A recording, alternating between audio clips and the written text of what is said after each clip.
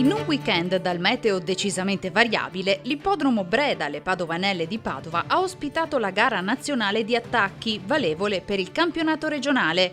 Organizzata dal Dipartimento Attacchi di Fise Veneto, l'unico comitato ad aver allestito una manifestazione di questo genere, alle competizioni di sabato 23 e domenica 24 aprile sono stati numerosi i partecipanti.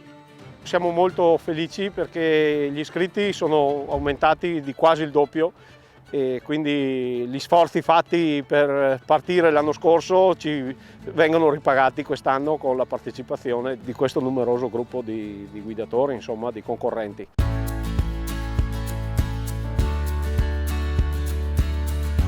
Nel primo grado H1 primo posto per Michele Cattelan. Giorgio Proietti invece ha conquistato la vittoria nel secondo grado H1, mentre Giulia Arreghini ha vinto nel secondo grado P1. Medaglia d'oro per Matilde Giannotti nella categoria avanzata, per Andrea Cazzin nella categoria brevetto H1 e per Rebecca Pizzulli nella FEI Under 25.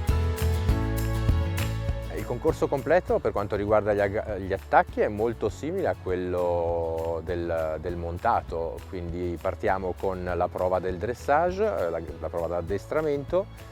La seconda prova sarebbe teoricamente la maratona, quindi la campagna, e la terza prova è quella dei coni, quindi gli ostacoli mobili. Per noi 50 iscritti in un concorso di attacchi sono parecchi, cioè il massimo che una giuria può giudicare in una giornata, e penso che sia molto soddisfacente questo numero di atleti e sicuramente questo concorso poi gode un po' della risonanza del successo dell'anno scorso.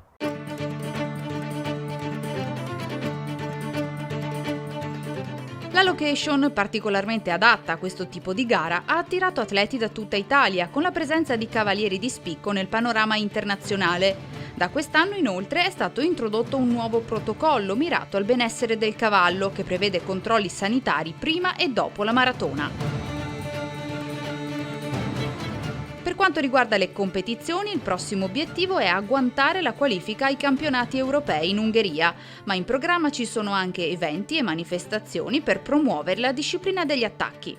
Abbiamo 2 ragazze che si stanno qualificando per i campionati europei che si avranno in Ungheria.